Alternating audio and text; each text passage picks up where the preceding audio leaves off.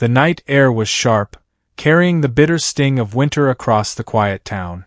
On the icy pavement, a lone dog limped slowly, his paws aching with every step. His fur was matted, his ribs showed beneath the skin, and yet his dark eyes burned with a stubborn will to keep moving. His name was Max. Once, long ago, he had known the warmth of a home, the sound of laughter, and the gentle touch of a hand. But those days had been stolen, replaced with nights of hunger, cruelty, and fear. Tonight, he searched for nothing more than survival. A faint light glowed at the end of the street. A small alleyway revealed a dumpster overflowing with scrap. The smell of stale bread and half-eaten sandwiches drifted toward him. Max's stomach growled, driving him forward. He lowered his head and sniffed cautiously, ears flicking at the faintest sound. The world had taught him to expect pain at every corner, but hunger was stronger than fear. Slowly, he pulled a piece of food free and swallowed it down. From the shadows of a nearby shop, a pair of watchful eyes followed his every move. The man was bundled in a heavy coat and scarf, his breath misting in the cold. His name was Joe, an older man who had seen many strays in his life. But something about this one was different. The dog's movements were careful, deliberate, as if dignity still clung to him despite the scars. Joe's heart ached. He stepped back into his shop, reached for a leftover roast chicken, and walked outside. He placed it gently on the ground and called out in a low, soothing voice. "Hey there, buddy. You hungry?" Max froze, his instincts screaming at him to run. Yet the man's voice was calm, not sharp, not cruel. For a moment, the dog simply stared, torn between fear and need. Then, with hesitant steps, he drew closer to the food. The man didn't move. He didn't shout. He simply waited. And for the first time in years, Max tasted a kindness he had long forgotten. It was a beginning. The roast chicken lay on the frosty ground, steam rising faintly in the cold night air. Max's nose twitched as he crept closer, each paw pressing against the icy pavement with careful hesitation. His body trembled, torn between fear of the unknown and the hunger gnawing inside his belly. Joe crouched low, his breath slow, his hands tucked behind him. He knew the dog needed space, not pressure. He whispered softly, words carried by the quiet night. "It's all right, boy. No one will hurt you here." Max lowered his head and took a bite. The taste was overwhelming, rich and warm, so different from the scraps he had scavenged for months. Yet even as he ate, his wary eyes never left Joe. Every crunch of bone, every swallow, was interrupted by quick glances upward, ready to flee at the first sign of danger. But danger never came. Only silence, and a man's patient presence. When the last piece of chicken was gone, Max licked the ground clean, his ribs rising and falling with each cautious breath. Then, instead of running, he sat down a few feet away. His tail flicked once, uncertain, like a forgotten memory returning. Joe smiled faintly. For a man who had lived alone for years, that small gesture was enough to stir something deep in his chest. He stood slowly, careful not to startle the dog, and returned inside his shop. But before he shut the door, he left a small bowl of water by the step. From the darkness, Max watched. The man vanished, but the water remained. The dog crept forward and drank, each gulp echoing in the still night. For the first time in a long while, Max's belly was full. The cold no longer cut so deep. And somewhere inside, a spark of trust flickered. He didn't know it yet, but that night was the start of a bond that would change both their lives forever. The following evening, the cold returned sharper than before. Snowflakes drifted slowly through the air, blanketing the small town in silence. Max emerged from the shadows once more, his paws crunching softly on the frozen ground. His nose lifted, following the familiar scent that had saved him the night before. Outside the little convenience store, a plate of food waited. A few slices of meat, some bread, and the same bowl of water, refreshed and clean. Max paused at the corner of the street, his body tense, eyes sweeping the quiet shopfront.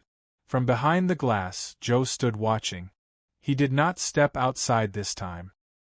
He only smiled faintly, giving the dog the safety of distance. Max crept forward, each step careful, until he reached the meal. Hunger drove him to eat quickly, but the fear that once made his body tremble began to ease. His ears flicked at every sound, yet no harsh voice, no sudden strike, ever came. Only the steady glow of a man's kindness. Night after night the pattern repeated. Joe placed food outside at the same hour, always stepping back, never rushing. And each night Max returned, his caution slowly softening, his body lingering longer after the meal. Sometimes Joe would speak through the quiet, his voice low and steady, telling stories to the empty air as though the dog were listening. Max, sitting just beyond reach, tilted his head curiously at the sound.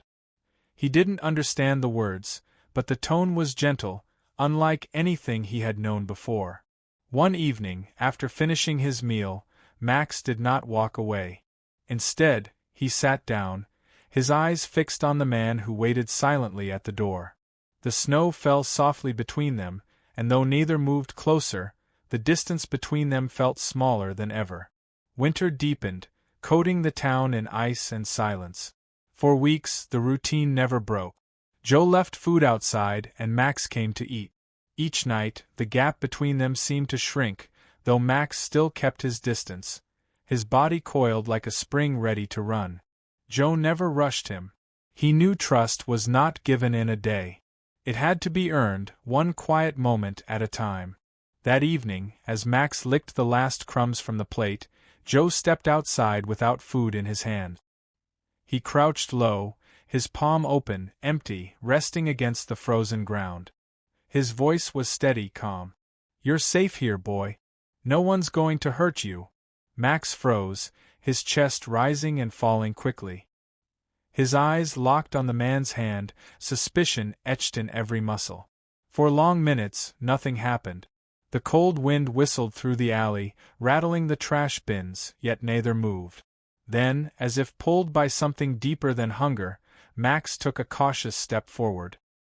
His nose quivered, drawing in the scent of this man who had never once raised a hand against him. Another step, then another. Finally, he lowered his head and pressed his nose gently against Joe's outstretched palm. Joe held his breath, his heart pounding. He didn't move, didn't tighten his fingers, didn't try to grab. He simply let the dog decide. And in that fragile moment, a wall built by years of fear cracked. Max pulled back almost instantly, retreating a few paces, his ears pinned low. But the touch had happened. The barrier was broken. Joe smiled softly, his breath clouding the air. "Good boy," he whispered, though he knew Max might not yet believe it. That night, Max did not vanish into the dark as quickly as before. He lingered near the shop's wall, curling up on the blanket Joe had quietly placed there days ago. For the first time in years, the dog slept not under a bridge or in a ditch, but in a place where warmth and safety had begun to grow. The winter wind howled through the narrow streets, rattling windows and carrying the bitter sting of snow. That night, Max did not disappear into the alleys after his meal. Instead, he lingered near the back of the shop where Joe had laid down an old blanket and a small wooden crate for shelter. At first, Max circled it cautiously, sniffing every corner as though expecting a hidden trap. His body trembled, not just from the cold, but from memories of dark nights filled with shouting, hunger, and the sharp sting of a boot. Yet the blanket smelled faintly of food and warmth, and the crate carried only the scent of wood and dust. Finally, with a heavy sigh, Max curled onto the blanket, tucking his nose beneath his tail. The cold bit at his fur, but the softness beneath him was unlike anything he had known in years. For the first time in a long while, he allowed himself to sleep without fear. Inside the shop, Joe peeked through the curtain, his heart swelling at the sight. The old man whispered softly into the quiet room. "You're home now, boy. Even if you don't know it yet." From that night onward, a pattern formed. Max would eat, then retreat to his corner behind the shop, where the blanket and crate awaited him. He was still cautious, still ready to bolt at the first sign of danger, but slowly his body began to rest easier, his eyes closing longer, his breaths deeper. Joe, too, found a strange comfort in the presence of the dog. The loneliness that had filled his evenings was no longer as sharp. He began speaking more often, telling stories of his younger days as if Max could understand. And though the dog said nothing, his ears perked, and sometimes his tail gave the faintest wag. The bond between them grew, invisible yet strong. Neither man nor dog spoke of it, but both felt it. Yet beyond the glow of Joe's shop, shadows still lingered. Somewhere out there, the past that Max had run from was not yet finished. The snow began to melt as spring crept slowly into the town. The streets were no longer buried in white, and the nights carried a softer chill. Max's fur had grown thicker and shinier, his eyes less haunted than when Joe had first seen him. Each morning, Joe found the dog waiting by the shop's back door. When Joe stepped outside with fresh food, Max would wag his tail cautiously, his body still tense but no longer frozen with fear. Sometimes, after eating, he followed Joe on short walks around the block, staying close, ears flicking at every sudden sound. To Joe it was progress, to Max it was survival, but neither could deny the quiet bond that had taken root. Still, shadows of memory clung tightly to the dog. Every slam of a car door, every raised voice on the street made him flinch. Some nights, he would wake suddenly, growling low at nothing, his body shaking as though chased by ghosts only he could see. Joe never scolded him. He only sat nearby, speaking softly until Max calmed again. One afternoon, as Joe swept the front steps of his shop, a neighbor paused to watch. "That stray's gotten comfortable, hasn't he?" the man remarked. Joe only smiled. "He's not just a stray. Not anymore." But deep down, Joe wondered what scars still lingered beneath Max's silence. The dog bore marks on his legs and sides, faint but undeniable. Wounds not made by accident but by cruelty. Where had he come from? What hands had left him broken before he found this small corner of peace? Max could not answer. Yet his eyes, dark and steady, carried stories Joe wished he never had to imagine. It was only a matter of time before the past found a way to catch up. Days turned into weeks, and Max's world slowly began to change. What had once been a life of constant hunger and fear now held small pieces of comfort. His ribs were less visible, his coat grew thicker, and his steps carried more strength. Each evening, after his meal, Max lingered closer to Joe. Sometimes he sat just a few feet away, his eyes fixed on the man as if weighing the measure of his soul. Joe never forced him. He simply spoke in that calm voice, telling stories of his day, of customers, of the quiet loneliness that had filled his life before Max appeared. One night, as the sky glowed faintly with moonlight, Max surprised them both. Instead of retreating to his blanket behind the shop, he padded slowly toward Joe, stopping just within arm's reach. His body trembled with caution, but he did not back away. Joe held his breath, lowering his hand to his side. He let the silence carry the moment, waiting for the dog's choice. Max sniffed, his nose brushing against Joe's fingers. A small, uncertain wag moved his tail. Then, with a deep sigh, he lay down at Joe's feet. The old man's chest tightened. He reached out slowly, and this time Max did not pull away. His rough, scarred hand brushed lightly over the dog's head. It was the gentlest of touches, but to Max it felt like something far greater. Not command. Not cruelty. Just care.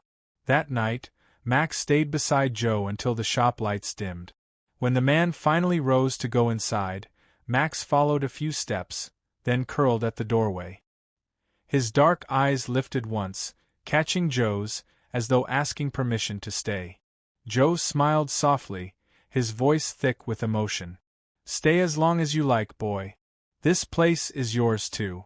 For the first time in years, Max felt a sliver of what he once had known, home. Spring settled into the town, thawing the last patches of snow.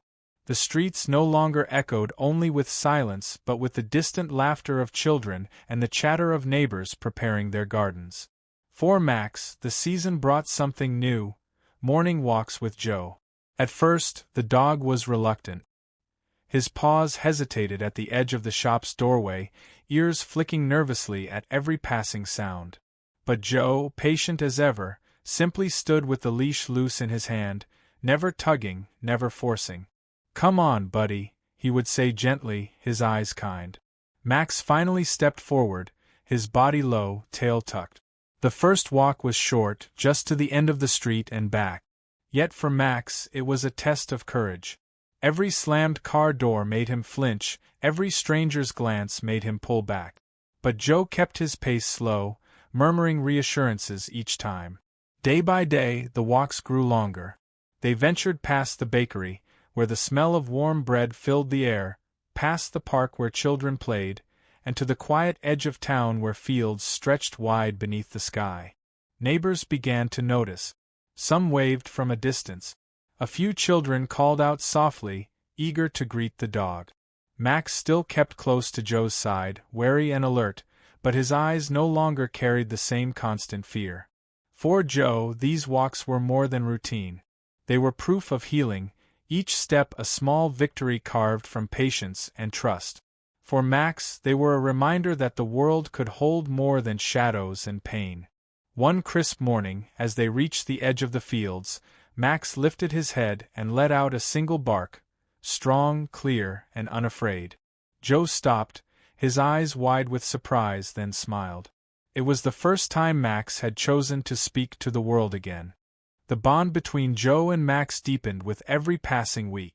Their morning walks became a ritual, and Max no longer trembled at every sound. His tail wagged more often, and sometimes he even trotted a few steps ahead before circling back to Joe's side. But one crisp spring morning, the routine changed. The air was sharp and still, carrying the faint smell of rain. Joe and Max followed their usual path along the quiet road when suddenly Max froze. His ears perked, nose twitching, body stiff with tension. Down the street, a figure appeared. A man in disheveled clothes, his eyes darting nervously as though scanning for something, or someone. His steps were uneven, and his gaze fell sharply on Max the moment he saw him. Joe noticed the change in the dog immediately. The wagging tail stilled, the calm posture turned rigid.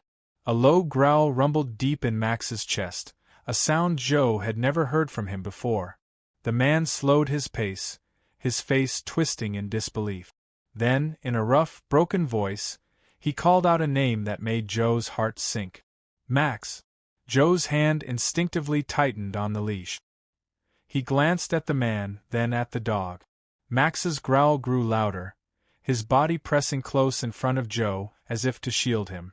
The man took a step forward, his hand outstretched. "It's me, boy. Don't you remember?" Joe's chest tightened. He understood in that moment who this stranger must be, the shadow from Max's past, the one who had left scars not just on his body, but on his soul. And Max, once a frightened stray, now stood firm between them, his eyes blazing with defiance. The man's boots scraped against the road as he stepped closer, his eyes locked on the dog that had once cowered at his feet. His voice cracked, carrying a strange mix of disbelief and greed. "Max, you're mine. You remember me." Joe felt the leash tremble in his hand, not from fear but from the raw energy coursing through the dog's body. Max's growl deepened, his ears pinned back, teeth flashing in the morning light. "Stay back," Joe warned, his voice steady though his chest tightened with unease. The stranger's lips curled into a bitter smile. "You don't understand. That's my dog. He ran away from me years ago." His hand reached out, as though Max would simply obey and return to him. But Max did not move. Instead, he lunged a single step forward, barking fiercely, the sound echoing down the quiet street. The man froze, shock flashing across his face. This was not the submissive, broken animal he had once beaten into silence. This was a protector. Joe crouched slightly, keeping a firm hold on Max. His eyes never left the man. "Who are you?" he demanded. The man's jaw tightened. "Name's Alan. And that's my property you've got on a leash." Property. The word struck Joe like a knife. He looked down at Max, the scars on the dog's legs and sides plain to see. This animal was no one's property.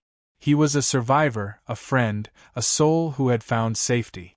Joe's voice was sharp when he spoke. "If you cared about him, he wouldn't bear those scars. He's not going anywhere with you." Alan's face darkened, his fists clenching at his sides. For a tense moment, silence hung heavy in the air, broken only by Max's low, unrelenting growl. Finally, Alan spat on the ground and backed away. "This isn't over. I'll be back for him. Just you wait."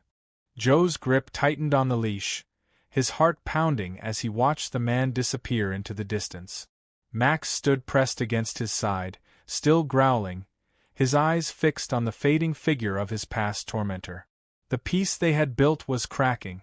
Shadows had returned, and with them came a battle neither of them had asked for, but both would have to face. That night, the town lay silent under a heavy sky. Joe sat at his kitchen table, a mug of tea cooling in his hands.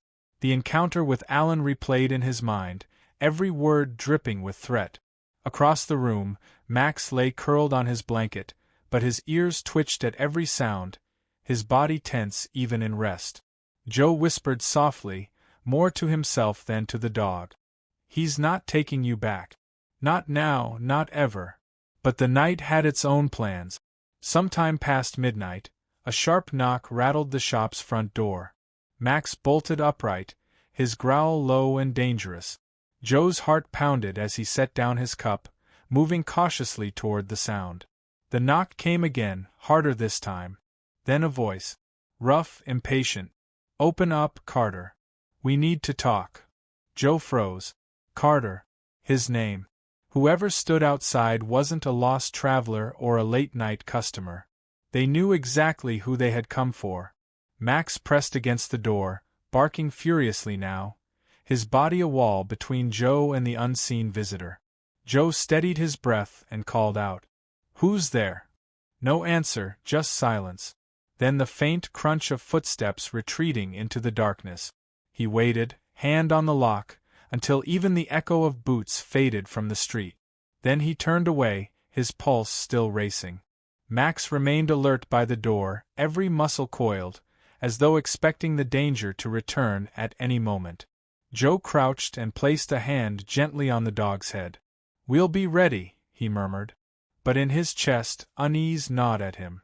Alan's threats were no longer just words carried by daylight. They were reaching into the night, creeping closer to the fragile peace he and Max had built.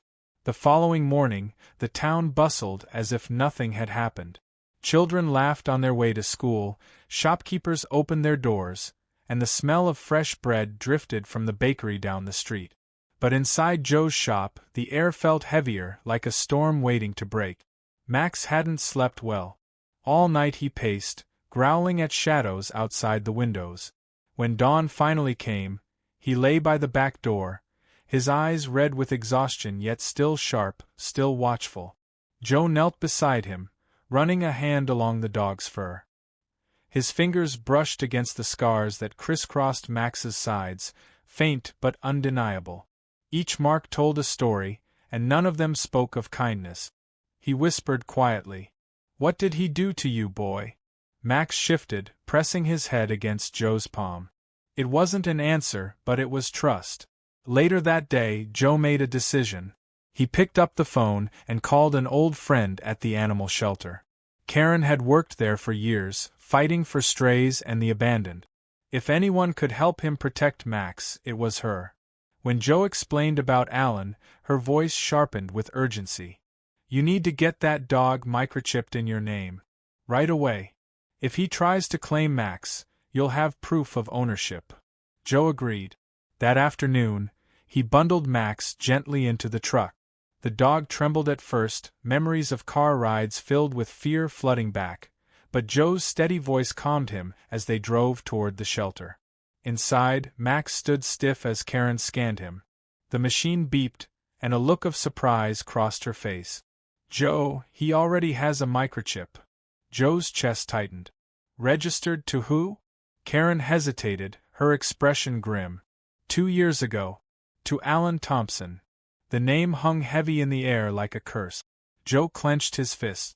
The scars on Max's body were proof enough of what Alan had been. But now the law itself might give the man a claim. Max pressed close to Joe's leg, as if sensing the storm rising again. And Joe, looking down at the dog who had chosen him, swore silently he would not let the past reclaim him. The ride back from the shelter was silent except for the hum of the truck's engine. Joe gripped the wheel tightly, his jaw set. The revelation of the microchip gnawed at him like a thorn buried deep in his chest. Beside him, Max sat pressed against the seat, his body tense, eyes fixed on the road ahead, as though he too understood the weight of what had been uncovered. Back at the shop, Joe paced the floor, papers scattered across the counter. Karen's words echoed in his head. Ownership laws varied, but in cases of neglect and abuse, courts usually sided with the caregiver. Still, Alan had a legal card to play, and Joe knew he would not hesitate to use it. That evening, as the sun sank low, the proof arrived. A letter slipped under his door, sealed with the mark of a law office. Joe unfolded it with shaking hands. The words cut like blades. A formal demand for Max's return, signed by Alan's lawyer. It painted a story of a grieving man who had lost his beloved pet by accident, omitting the truth of the scars, the hunger, the violence. Joe's breath came heavy. His eyes moved to Max, lying on the rug, unaware of the ink and paper that threatened to tear his world apart again. That night, Joe met with Karen and a lawyer she recommended, Rachel Collins. A sharp-eyed woman with a steady voice, she listened closely as Joe recounted everything: Max's condition when they met, the scars, Alan's threats, and now the letter. Rachel leaned forward, her voice calm but firm. "We'll fight this. The courts value the welfare of the animal above all. With evidence of abuse, Alan won't stand a chance." Joe felt a flicker of hope, but doubt gnawed at him. What if he lies? What if the law sees him as the rightful owner? Rachel shook her head. "Then we show them the truth. Pictures, witnesses, veterinary records. And if possible, testimony." Max lifted his head, his dark eyes meeting Joe's. In that gaze was the silent trust of a soul who had already endured too much. Joe crouched beside him, stroking the dog's head. "You're not going back to him," Joe whispered. "Not while I'm breathing." The papers on the counter threatened chains of ink and law, but Joe knew he would not let them bind Max again. The next days blurred into a storm of preparation. Joe's kitchen table, once a place of quiet meals, became buried in folders, photographs, and notes. Rachel guided him through each step, her calm voice cutting through the fog of fear. "Every detail matters," she explained. "The scars on his body. His malnourished state when you found him. Witnesses who saw Alan mistreat him. We'll make sure the judge sees not just papers but the truth." Joe nodded, though his chest ached with worry. He had never been inside a courtroom before, but the thought of standing there to defend Max felt less like a choice and more like destiny. Karen arrived one evening with a stack of veterinary records she had managed to compile. The papers told a story in cold medical terms: malnutrition, old injuries, trauma. But when Joe looked at them, he saw nights of hunger, blows in the dark, and a dog who had survived it all. Neighbors came forward too. A woman who remembered hearing Max yelp in Alan's yard, a man who had seen him wandering the streets scarred and thin. Each testimony was another thread in the net Joe hoped would hold. Through it all, Max stayed close. He followed Joe from room to room, his eyes steady, his presence grounding. At night, when the weight of the coming battle pressed hardest on Joe's chest, Max would curl at his feet, his warmth a reminder that this fight was worth every ounce of strength. Then, one evening, as the clock ticked past midnight, a knock came at the back door. Joe's heart leapt, fearing Alan's return. But when he opened it, he found a young woman, no older than her 20s, clutching a stack of papers. Her eyes were nervous, but her voice was steady. "My name's Emily. I'm Alan's niece. And I want to help you." Joe stared, stunned. The past was reaching into his home again, but this time, perhaps, with an ally. Joe stepped aside, motioning for the young woman to enter. Max stayed close, his body stiff, a low growl rumbling in his throat. Emily hesitated, then crouched slowly, meeting the dog's eyes with a sadness that seemed older than her years. "It's all right, Max," she whispered softly. "I know what he did to you." Joe frowned, his guard still raised. "Why are you here? Alan is your uncle. Why betray him now?" Emily's hands trembled as she set the stack of papers on the table. "Because I can't stand by anymore. I saw everything. The beatings. The neglect. The way he starved him. I tried to stop him, but Alan never listened. When Max ran away, I prayed he'd find someone better. And it looks like he did." She pushed the papers toward Joe. Witness statements. Note. Even a video taken secretly from a neighbor's window, Alan yanking Max by the collar, his voice filled with cruelty. Joe's stomach turned, anger burning in his chest as he watched the grainy footage. Max pressed close to his leg, ears pinned back, as if recognizing the sound even after all this time. Emily's voice broke. "He doesn't deserve another chance. Not after what he did. If this can help you win, take it. I don't care what happens to me." Joe studied her face. Fear was there, yes, but also resolve. She was risking more than she admitted. "Emily," he said softly, "if you testify, you'll be standing against your own blood. Are you ready for that?" Her eyes glistened, but she nodded. "Max doesn't have a voice. So I'll be his." Joe felt a lump in his throat. For the first time since the battle began, he believed they might have a chance. Not just in the court of law, but in the court of truth. He reached down, scratching Max gently behind the ears. "Hear that, boy? We're not alone anymore." The dog's tail flicked once, cautious but certain. For the first time, hope felt stronger than fear. The evidence Emily brought changed everything. Joe and Rachel spent long hours reviewing each piece, organizing witness statements, and copying the video that showed Alan's cruelty. It was no longer just Joe's word against Alan's. It was a story written in scars, footage, and the voices of those who had seen the truth. Rachel's voice was firm as she laid out the plan. "We'll open with Max's condition when you found him. Then the records, then the testimonies. And Emily's statement will seal it. No judge will look at that video and hand him back to Alan."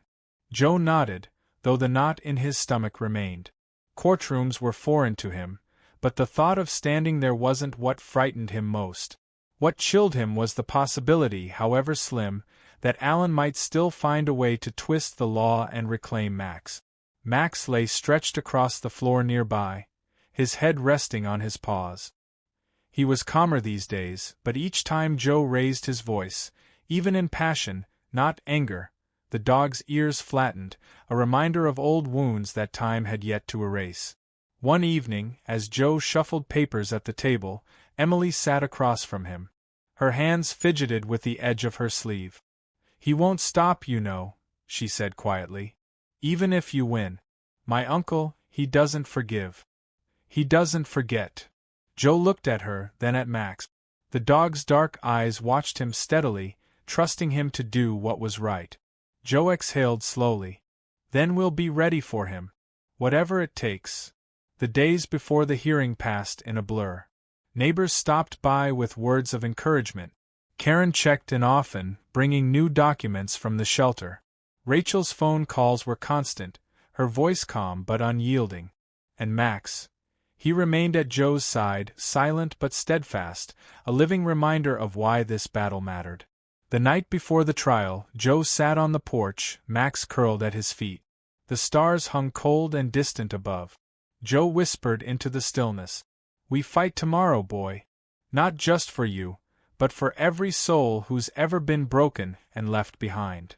Max lifted his head, pressing it against Joe's knee.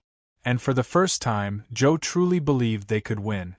The courthouse loomed tall and gray against the morning sky, its stone walls cold as iron. Joe held Max's leash tightly, his palms damp with sweat. Rachel walked beside him, her briefcase in hand, her steps steady and deliberate. Emily followed close behind, her face pale but her eyes fierce with determination. Inside, the air smelled of polished wood and old paper. The shuffle of feet, the murmur of voices, the heavy silence when the judge entered, it all pressed down on Joe's chest like a weight. Alan sat across the room with his lawyer, a sharp-suited man with eyes like glass. Alan's gaze slid toward Max, and a cruel smile twitched at the corner of his lips. But Max didn't cower. He pressed against Joe's side, a low growl vibrating in his chest, his eyes locked on the man who had once been his master. The judge called the court to order. Rachel stood first, her voice calm but strong as she began to tell Max's story. She painted the picture of a starving dog, broken and scarred, who found refuge in Joe's care. Photographs of Max from the first days appeared before the court, thin body, dull eyes, fur patchy and rough. Then came recent photos showing a strong, healthy animal, his spirit restored. Rachel continued, presenting veterinary records, each line of text proving neglect and mistreatment.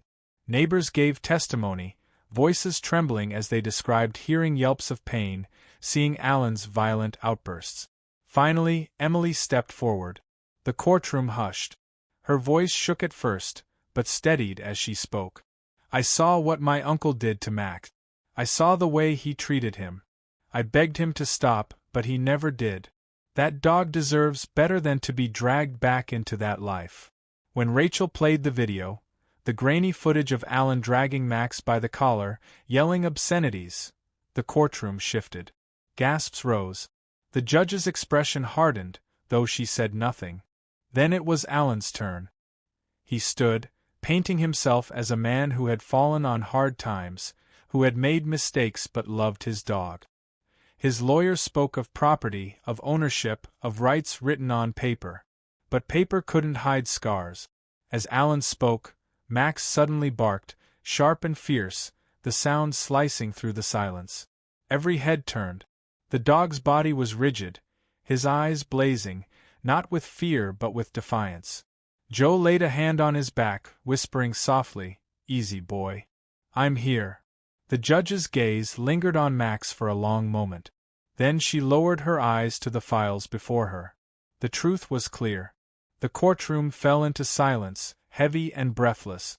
Joe's pulse hammered in his ears as the judge adjusted her glasses and looked down at the files before her. Max stood alert at his side, every muscle taut, as though he too understood the weight of this moment. When the judge finally spoke, her voice was calm but firm, carrying through the room like stones striking water. "In reviewing the evidence presented, it is clear that Mr. Alan Thompson exhibited repeated patterns of neglect and abuse toward the animal in question. The veterinary records, the witness testimonies, and the video evidence leave no doubt as to the conditions this dog endured." Joe's breath caught. He clutched the leash tighter, waiting. The judge continued, her tone sharp with finality. "Therefore, this court rules that Mr. Joseph Carter is the rightful and legal guardian of Max's custody is permanently transferred. Mr. Thompson's claim is denied." For a moment, the world seemed to stop. Joe felt the weight lift from his chest, relief flooding his body. He dropped to his knees beside Max, stroking his fur with trembling hands. "We did it, boy," he whispered, his voice breaking. "We did it." Across the room, Alan's face twisted with rage. He slammed his fists against the table, his voice a snarl. "This isn't over. You'll regret this, Carter." The judge's gavel cracked against the desk. "Mr. Thompson, one more outburst and you'll be held in contempt."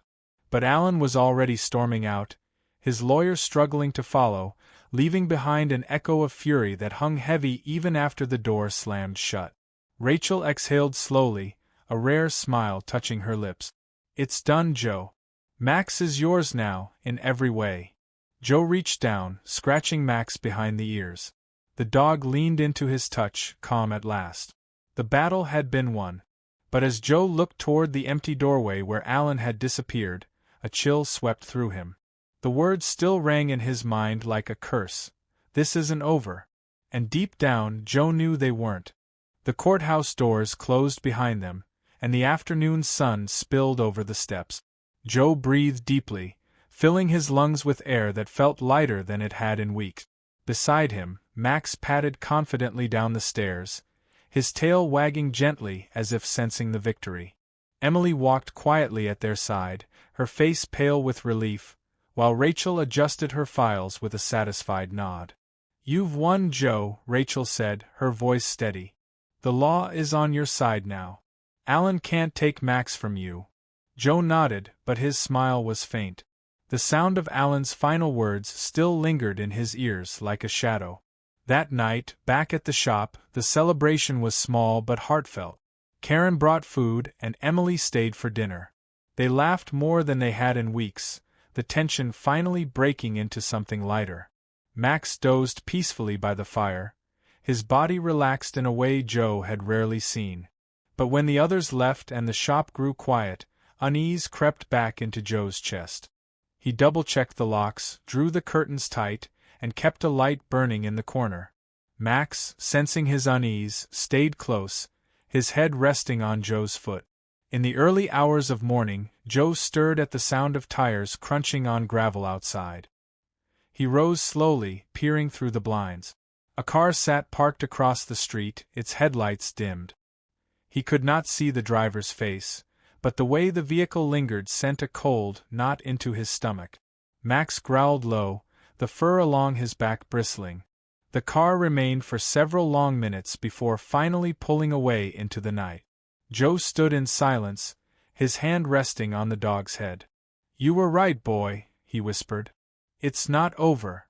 And as dawn broke over the small town, Joe knew their battle had only shifted to a darker, more dangerous stage.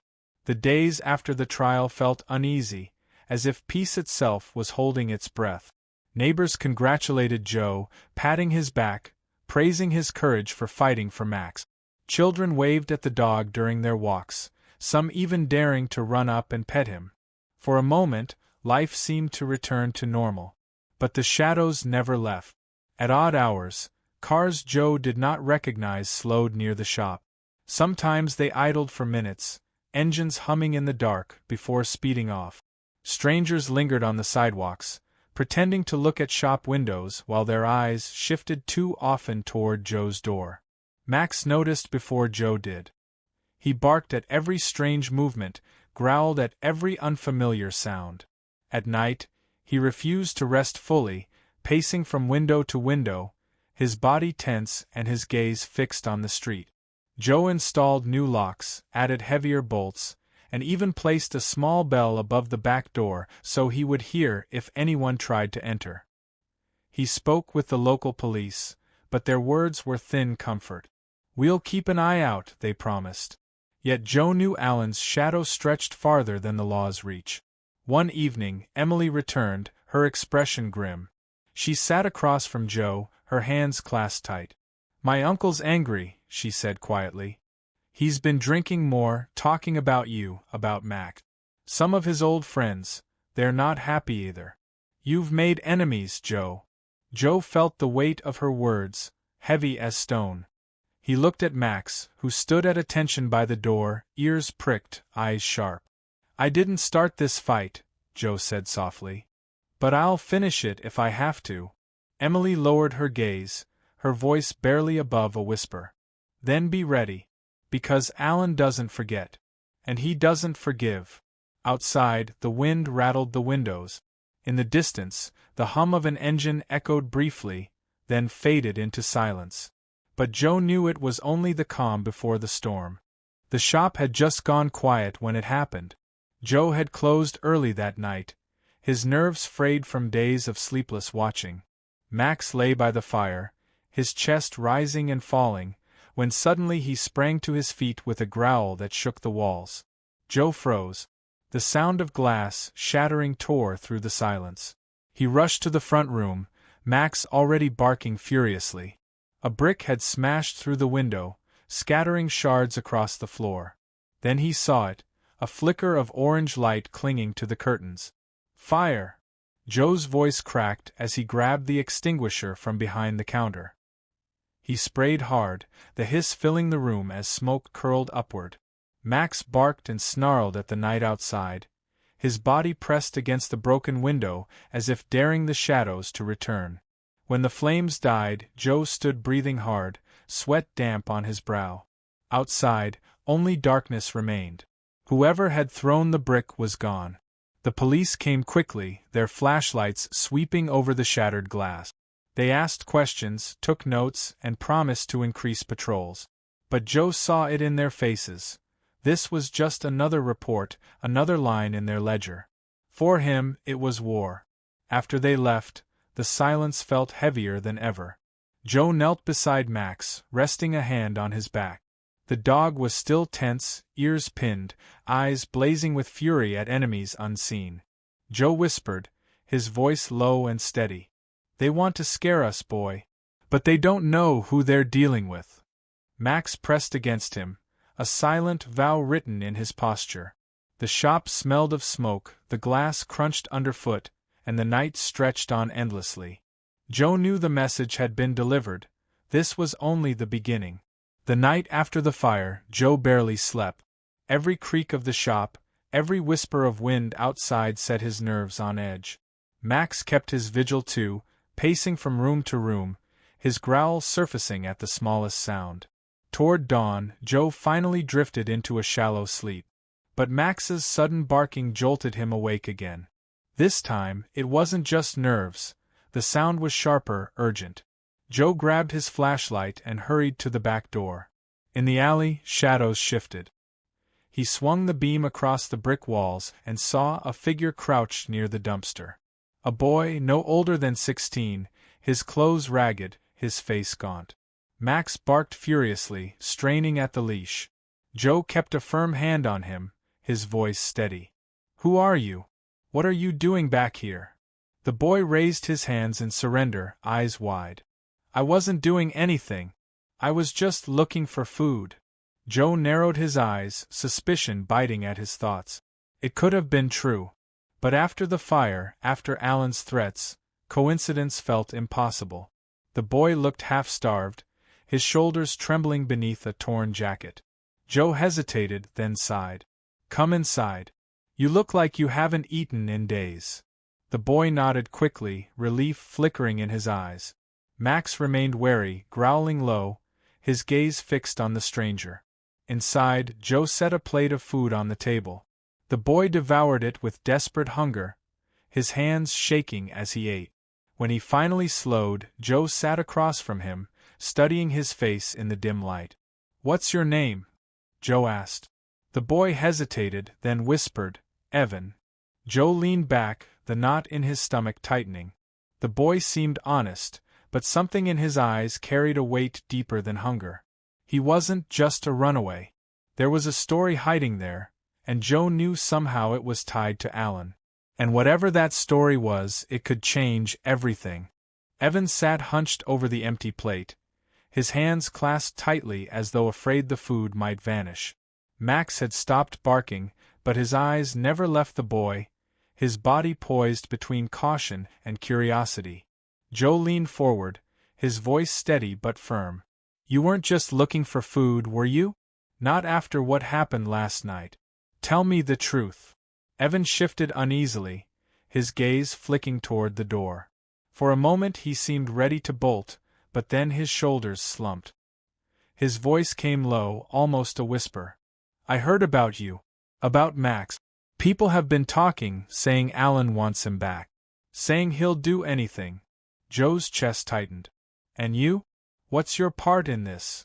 The boy's eyes brimmed with shame. "I worked for him.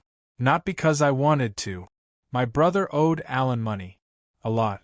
And when he couldn't pay, Alan made me work it off. He had me cleaning up after the fights, feeding the dogs when he remembered. I hated it. But if I didn't do what he said, he threatened my brother." Max let out a low growl at the sound of Alan's name. Evan flinched, but didn't stop talking. "I couldn't take it anymore. I ran.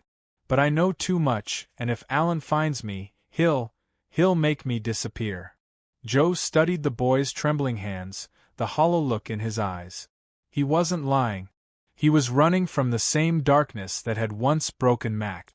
Evan lifted his head, his voice cracking with desperation. I don't want anything from you. Just keep me safe. Please. Joe exhaled slowly, glancing at Max.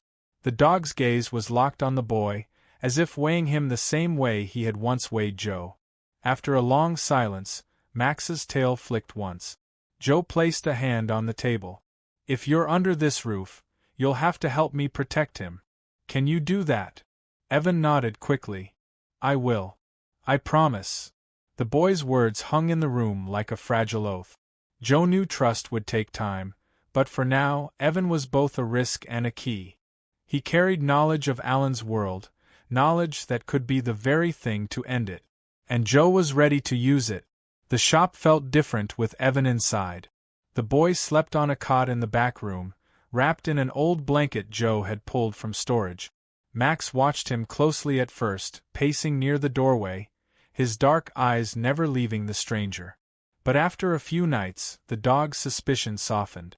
By dawn, Joe sometimes found Max curled near the cot, as if guarding Evan in his sleep. One evening, as the three sat around the kitchen table, Joe decided it was time. You know Alan better than anyone left, he said, his tone quiet but steady. If we're going to stop him, we need more than scraps of evidence. We need something solid. Evan hesitated, his spoon clattering against the bowl. His eyes flicked toward Max, then back to Joe. He keeps records, the boy admitted. Ledgers, lists, even photos. He's paranoid about his business, so he writes everything down. Dogs, fights, payouts, it's all in the warehouse. Joe leaned forward. And you know where? Evan nodded slowly. I've been there hundreds of times. I know the layout, the blind spots when his men come and go. He swallowed hard, his voice dropping to a whisper. But it's dangerous. If we're caught. We won't be, Joe interrupted, though his pulse quickened at the thought. We'll be careful. And this time, we'll have the law on our side. If we can get those records, Alan's finished. Evan sat in silence for a long moment, wrestling with fear and loyalty. Finally, he exhaled shakily. I'll help you. But you have to promise me something. Joe's brow furrowed. What? Evan's voice cracked. If anything happens, look after my brother. Joe felt the weight of the boy's words settle like iron in his chest. He glanced at Max, whose gaze was fixed intently on Evan, tail thumping softly against the floor as if to seal the pact. Joe reached across the table, his hand firm. You have my word. In that quiet kitchen, beneath the hum of the old light bulb, an alliance was forged. Fragile, dangerous, but vital. The storm was coming, and now they had a plan to face it. The night was cold and still when Joe, Evan, and Max slipped into the shadows on the edge of town. The warehouse loomed ahead, a hulking shape against the moonlight, its windows dark, its walls scarred by years of neglect. Evan moved with quiet familiarity, pointing out the cameras, the weak spots, the places where Alan's men usually kept watch. The back door, he whispered. It's almost always unlocked. But we have to be quick. If they catch us here. Joe nodded, his jaw set. Max pressed close to his side, his body tense, ears pricked forward. The dog seemed to sense the danger, his eyes glowing faintly in the dark like embers. They crept across the gravel, each crunch of stone sounding louder than thunder in Joe's ears. The door gave way with a soft creak, and the three slipped inside. The air was stale, thick with the smell of oil and dust. Rows of crates formed narrow corridors, and in the distance, Joe thought he heard the faint shuffle of rats. Evan led them through the maze, his steps sure, until they reached a small office tucked in the corner. Its door hung slightly ajar. This is it, Evan whispered. Inside, the glow of a desk lamp revealed stacks of papers and a locked filing cabinet. Evan knelt quickly, pulling tools from his pocket. His fingers trembled, but within moments the lock clicked open. Got it. He yanked the drawer wide. Inside lay ledgers, envelopes stuffed with cash, and photographs no one was meant to see. Dogs scarred and chained, men exchanging money with cruel grins. Joe's stomach twisted, but he forced himself to act. He pulled out his phone, snapping picture after picture, his hands steady despite the bile rising in his throat. Max stood guard at the door, a low growl rumbling in his chest as though warning of unseen eyes. Then it came, the echo of footstep. Heavy, deliberate, drawing closer. Evan's face drained of color. "They're here." Joe's pulse thundered. He shoved the papers back into the drawer, locking it with shaking hands. He glanced at Max, who now stood rigid, ears forward, growl deepening. "Time to go," Joe whispered. The footsteps grew louder, shadows flickering across the hallway. The trap of the warehouse was closing in. The sound of footsteps echoed closer, bouncing off the metal walls of the warehouse. Joe's breath came fast, his heart pounding in his chest. He shoved Evan toward the door. "Move now." Max growled low, hackles raised, his eyes fixed on the corridor beyond. The boy hesitated, frozen in fear, until Joe gave him a sharp push. Together they slipped back into the maze of crates, keeping low, each step quick but careful. Behind them, a voice rang out. Rough, suspicious. "Hey! Who's in here?" A flashlight beam cut through the darkness, sweeping dangerously close. Joe's stomach clenched. He pulled Evan behind a stack of boxes, pressing them both into the shadows. Max crouched at his side, silent but alert, his muscles coiled like a spring. The beam passed once, twice. Then footsteps pounded closer. Joe's mind raced. They couldn't outrun them if they were cornered. He leaned toward Evan, whispering so low it was barely breath. "When I say run, you run to the back door. Don't look back. Got it?" The boy's eyes were wide, but he nodded. The guard's shadow stretched long across the floor. He turned the corner, the light blinding in the dark. For one breathless moment, it froze on Joe's face. "Stop right there," the man barked. Joe shoved Evan hard. "Run." They bolted. Evan sprinted ahead, his steps quick and panicked. Max exploded forward, barking furiously, his deep voice booming through the warehouse. The sudden chaos startled the guard, buying them seconds. "Over here!" another voice shouted from the far side. More footsteps joined, the sound of pursuit filling the air. Joe's lungs burned as he ran, weaving through crates, Max at his side like a shadow of fury. Evan reached the back door first, shoving it open with trembling hands. Cold night air rushed in, cutting through the heavy stench of the warehouse. They spilled out into the gravel lot, their breaths sharp in the night. Behind them, angry voices grew louder, flashlights bouncing wildly. "Go, go!" Joe urged, shoving Evan toward the truck. They scrambled inside, Max leaping into the back seat. Joe twisted the key, the engine roaring to life just as a figure burst from the warehouse door. "Stop them!" the voice bellowed. But the truck's tires spat gravel, carrying them into the dark. As the warehouse shrank behind them, Joe gripped the wheel tighter, his knuckles white. His chest heaved, adrenaline still raging. Beside him, Evan trembled in silence, clutching the stolen images on Joe's phone as though they were life itself. And in the back seat, Max stared out the window, his eyes glowing with something fierce, victory mixed with the promise of battles yet to come. The truck rattled along the deserted road, headlights carving through the dark. Joe's grip on the steering wheel was iron tight, his eyes fixed ahead, every nerve still buzzing from the chase. Beside him, Evan clutched the phone like it was treasure. "We got it," he whispered, his voice shaky. "We actually got it." Joe nodded, his jaw clenched. "Pictures of those ledgers, the payouts, the dogs, it's more than enough. Once Rachel sees this, Alan's finished." From the back seat, Max let out a low huff, his eyes still locked on the night beyond the glass. The dog hadn't relaxed since they'd fled the warehouse. His ears flicked at every sound, as though expecting pursuit. When they finally reached the shop, Joe killed the engine and sat in silence for a moment. His hands still trembled from the adrenaline. Evan stared at him, his eyes wide, a mix of fear and exhilaration. "That was close," the boy muttered. "Too close," Joe replied. "But it was worth it." Inside, the shop felt like a haven once more. Joe transferred the photos from his phone to his laptop, each image glowing on the screen like a weapon forged from truth. Ledgers filled with Alan's handwriting, lists of fights, photographs of battered dogs, enough to tear down everything Alan had built. Evan leaned over his shoulder, his voice hushed. "No judge can ignore this. They'll have to shut him down." Joe nodded.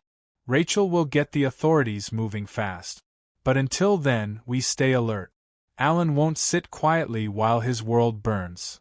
As if to echo his words, Max padded over, resting his head on Joe's knee. The dog's eyes were steady, watchful, almost human in their awareness. Joe stroked his fur gently, whispering, "You saved us back there, boy. We're not done yet, but we've got the upper hand now." Outside, the night pressed close around the shop, heavy with silence. The evidence was theirs, but the danger was far from over. And Joe knew Alan would strike harder than ever before. By morning, the photos were already in Rachel's hands. She called Joe before the sun had even climbed over the rooftops, her voice sharp with urgency. "This is enough, Joe. More than enough. I've sent everything to the authorities. They're moving tonight." Joe's chest tightened. "You mean?" "They'll raid the warehouse and seize everything. With those records, Alan's entire operation is finished." Relief swept through Joe, but it carried the bitter taste of caution. Alan was still free, and a cornered man was dangerous. He glanced down at Max, who sat at his feet, watching him with quiet intensity. "You hear that, boy? We might finally end this." That evening, the air in the shop was electric. Evan paced restlessly, wringing his hands. What if something goes wrong? What if they don't find enough? What if Alan? Joe gripped his shoulder firmly. "They have everything they need. And you've done more than most men twice your age. Trust me, we're close." Hours crawled by, each one stretched thin by tension. The phone finally buzzed just past midnight. Rachel's voice came steady, carrying both exhaustion and triumph. "It's done. The raid was a success. Alan's in custody." Joe closed his eyes, letting out a long breath he didn't know he'd been holding. Evan sank into a chair, covering his face with his hands. Max barked once, sharp and loud, as if sensing the victory himself. Rachel's words continued through the line. "They've seized his records, his money, his animals. The dogs are safe now. It's over, Joe. You did it." Joe knelt beside Max, pulling the dog into his arms. For the first time since the nightmare began, he allowed himself to believe it. But even as he whispered, "It's over, boy," a chill stirred in his chest. He thought of Alan's final words in the courtroom, the fury in his eyes, the promise of vengeance. And deep inside, Joe knew, being behind bars didn't mean the danger was gone. For a brief moment, life tasted like peace. The news of Alan's arrest spread quickly through the town. Neighbors stopped by Joe's shop to congratulate him, dropping off small gifts and shaking his hand. Volunteers even offered to help repair the broken window from the fire. Max basked in the attention, wagging his tail as children reached out to pet him. He seemed lighter, freer, as if he too sensed the chains of the past beginning to break. But the peace did not last. Late one evening, as Joe was locking up, a truck rumbled slowly down the street. Its headlights washed over the shop, lingering too long before moving on.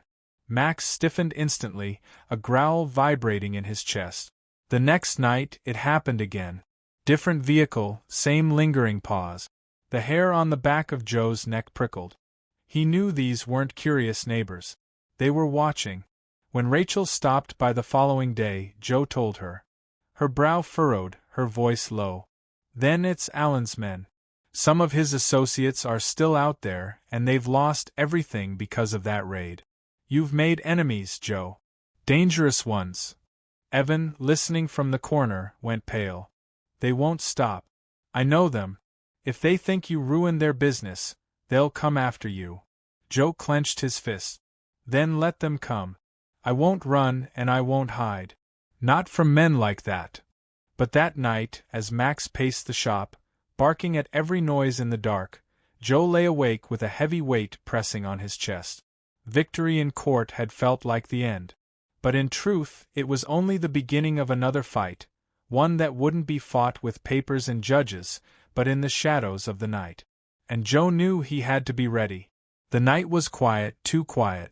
Joe sat at the counter, flipping through papers, when Max suddenly shot to his feet, barking with a fury that rattled the windows. Evan stumbled from the back room, wide-eyed. "What is it?" Before Joe could answer, the crash came, glass shattering as a brick tore through the front window. Flames licked at the floor, the unmistakable stench of gasoline filling the room. "Fire!" Joe shouted, grabbing the extinguisher. Evan rushed to call the police, his hands trembling as he dialed. Max lunged toward the broken window, barking savagely at the figures retreating into the darkness. Joe sprayed until the flames hissed and died, smoke curling thick in the air. His chest heaved, his eyes stinging. Outside, tires screeched as a vehicle sped away into the night. Minutes later, police lights flashed red and blue across the street. Officers examined the damage, their voices clipped and tired. "Arson," one muttered, jotting notes. But their words, "We'll increase patrols, just stay alert," did little to ease Joe's pounding heart. When the officers left, silence fell again. Evan sat on the floor, pale, his voice barely a whisper. They were sending a message. Joe placed a hand on Max's back. The dog was still tense, ears pinned, his gaze locked on the broken window as if daring the shadows to return. Joe's voice was quiet but steady. "Then we'll send one back. They think they can scare us, but they don't know who they're dealing with." Max pressed against him, tail low but firm. The bond between man, boy, and dog felt stronger than fire, stronger than fear. Yet Joe knew one thing for certain: this was no longer about custody, or papers, or courts. This was war. The smell of smoke still lingered in the shop even after the fire had been put out. Joe boarded up the shattered window, his hands steady though his mind churned with unease. Evan swept glass into a bucket, his face pale and drawn. Max lay near the door, ears pricked, growling low at every passing sound outside. Rachel arrived just before dawn, her eyes sharp as she inspected the damage. "This isn't just intimidation," she said firmly. "It's escalation. They want you scared, maybe even desperate enough to leave." Joe shook his head. "I'm not leaving. Not with Max, not with Evan. If Alan's men think they can chase us out, they're wrong." Evan looked up, his voice cracking. "You don't know them like I do. They're ruthless. They won't stop until they've made an example out of you." Joe crouched in front of the boy, his gaze steady. "Then we don't give them the chance. We stay alert, we stay ready. And we don't fight alone." Rachel placed a hand on Joe's shoulder. "I'll talk to the authorities again. They need to know this isn't just vandalism, it's a campaign. We'll push for protection." But even with her words, Joe felt the walls closing in.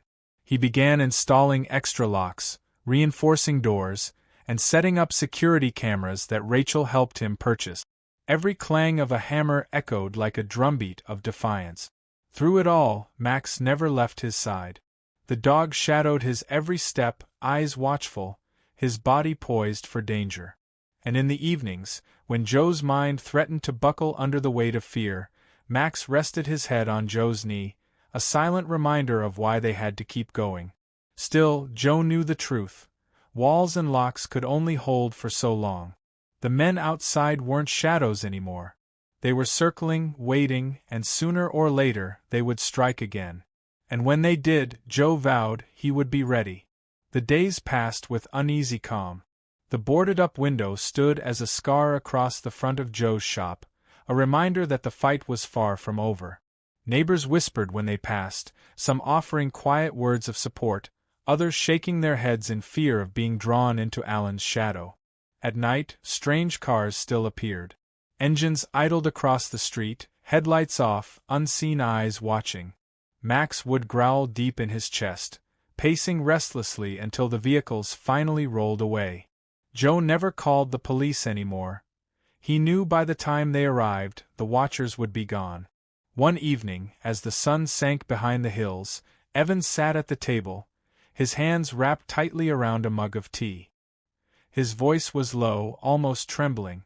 "They're planning something bigger. I can feel it. That's how it always starts, the looks, the threats, the fire. Then comes the strike." Joe studied him carefully. "You think they'll come here again?" Evan nodded. "Not think. No. Alan's men don't forgive. They'll come back until they've broken you." Joe glanced at Max, who sat by the door, ears pricked, eyes unblinking. The dog hadn't truly rested in days. His body carried the same weight Joe felt, the constant readiness for a battle yet unseen. That night, Joe walked the perimeter of the property with Max at his side. The dog moved like a shadow, nose to the wind, pausing often, as if catching scents the man could not. The sky was clouded, the stars hidden, and the silence pressed heavy. When they circled back to the shop, Joe crouched, placing a hand on Max's neck. "Whatever comes, we face it together." Max licked his hand once, a solemn promise returned in silence. And in that moment, Joe knew the whispers in the dark were not just threats. They were the drumbeats of a storm drawing closer. The storm came without warning. Joe was closing the shop for the night, the last light switched off, when Max's bark split the silence, sharp, furious, and unrelenting. Evan rushed from the back room, his face pale. "What is it?" Before Joe could answer, the rumble of engines filled the street. Headlights flared through the front windows, 3 trucks pulling up fast, their beams piercing the night like spotlights. Doors slammed, heavy boots striking the gravel. Shadows moved quickly, too many to count. Joe's stomach clenched. "They're here." Max snarled at the door, muscles taut, his body a shield between his family and the danger outside.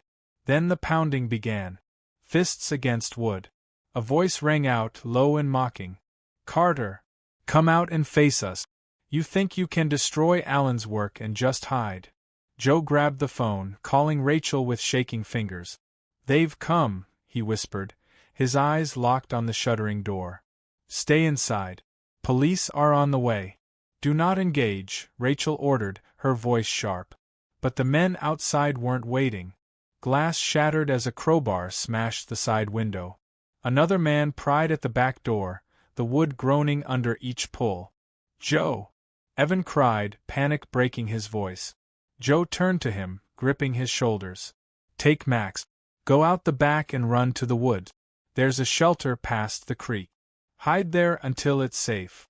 Evan shook his head violently. "No. Not without you." Joe's voice hardened. "Do as I say. Protect him. That's what matters." But Max had other plans. The moment Evan tugged his leash, the dog twisted free, planting himself at Joe's side.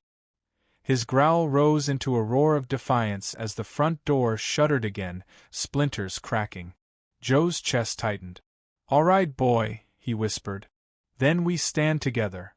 The door burst inward with a crash, and shadows poured into the shop. Max lunged. The first intruder barely made it through the doorway before Max struck. The dog's body slammed into him like a hammer, teeth flashing white in the dim light.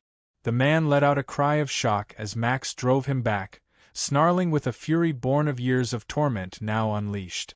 Joe grabbed the heavy wrench from the counter, his hands steady despite the chaos. Another man lunged at him with a crowbar, but Joe swung hard, the metal clanging against metal, sparks flying in the dark. "Evan, get down!" Joe shouted. The boy ducked behind a shelf, his heart pounding in his chest, eyes wide as he watched Max fight like a creature possessed. Every bite, every snap of his jaws carried the rage of scars long healed but never forgotten. Outside, the trucks revved, more men shouting, their boots pounding against the gravel as they circled the building. A bottle shattered against the wall, flames licking up the side as fire spread in the night. Joe's pulse thundered. They weren't here just to threaten. They were here to end it. One of the attackers grabbed Max by the scruff, trying to drag him away. But the dog twisted violently, his jaws clamping down on the man's arm with a bone-cracking snap. The man screamed, stumbling backward, his weapon clattering to the floor. Joe swung the wrench again, knocking another man off balance. The fight was raw, desperate, each second stretched thin with danger. Then, through the roar of chaos, the wail of sirens cut the night. Flashing red and blue lit the street, drawing shouts of alarm from the attackers. The scarred man leading them cursed loudly, glaring at Joe with eyes full of hate. "This isn't over, Carter," he signaled to the others, and just as quickly as they had stormed in, the intruders retreated, scrambling into their trucks.